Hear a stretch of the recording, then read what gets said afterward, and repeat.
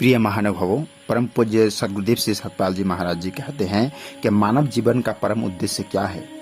अध्यात्म तत्व का विषय इतना गहन, परम गोपनीय, दुर्लभ और आश्चर्यजनक है कि श्रीमद् भागवत गीता में श्री कृष्ण महाराज ने कहा कि कोई महापुरुष इस अध्यात्म तत्व का ज्ञाता है, कोई इस अध्यात्म का विवेचन सुनता है, कोई ही इसे जानना चाहता है और कोई बिरला जानकर इस आत्म तत्व में स्थिर होता है। अध्यात्म तत्व के विषय में विदेहराज जनक ने महर्षि याज्ञवल्क्य से पूछा था कि जब सूर्य, चंद्रमा, अग्नि आदि ज्योतियों नहीं रहती, वाणी भी मौन हो जाती है, तब मनुष्य किस ज्योति से, किस प्रकाश के प्रकाशमान होता है। तब महर्षि याज्ञवल्क्य ने स्पष्ट रूप से कहा, ऐसी अवस्था में मनुष्य आत्मा की ज्योति से ही ज्योतिर्मान होता है। विदेहराज जनक ने पूछा, वह आत्मा क्या है? तब महर्षि याज्ञवल्क्य ने बताया, वह आत्मा विज्ञानमय, नित्य, अविनाशी, चेतन और प्रकाश स्वरूप है। वही सूर्य, चंद्रमा, अग्नि, पृथ्वी, नक्षत्रादि समस्त जगत का रचयिता, प्रकाशक और नियंत्रता है।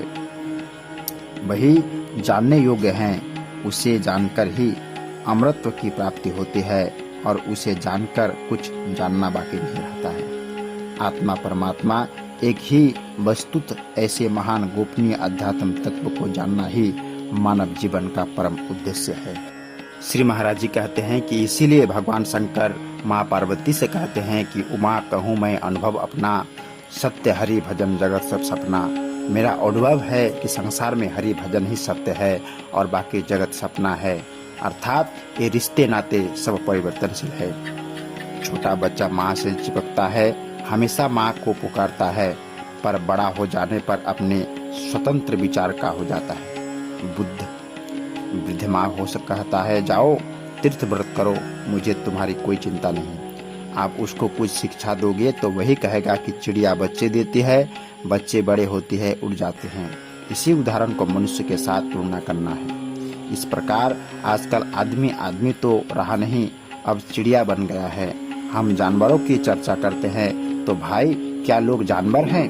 हम लोमड़ी गीदड़ की चर्चा करते हैं, यह लोमड़ी गीदड़ भी बच्चे को जन्म देते हैं, उनके बच्चे बड़े होकर भाग जाते हैं। तो क्या आप जंगली जानवर हो?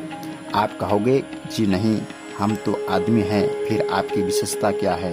जितने भी रिश्ते नाते यह सब स्वार्थ के हैं, किसी स्वार्थ की पूर्ति पर निर्भर है। जिसकी आवश्यकता पूरी होती है वह संबंध बना रहता है, आवश्यकता पूरी हो जाती है तो संबंधों को तोड़ देता है। यही संसार की चक्र है। प्रिय साथियों, माता श्री अमृता जी कहते हैं कि मनुष्य की तृष्णा कभी खत्म नहीं होती, इसीलिए हमारे दुख भी कभी समाप्त होने का नाम नहीं लेते। जब तक मन को केंद्र के भोगों और विषय विकारों से पूरी तृप्ति प्राप्त नहीं होती, तब तक यह मन कभी भी सांसारिक वस्तुओं की इच्छाओं व तृष्णा से मुक्त नहीं हो सकता। उन्होंने कहा कि मन को विषय वासनाओं और संसार की कामनाओं से मुक्त करने वाला सार पदार्थ केवल प्रभु का नाम ही है।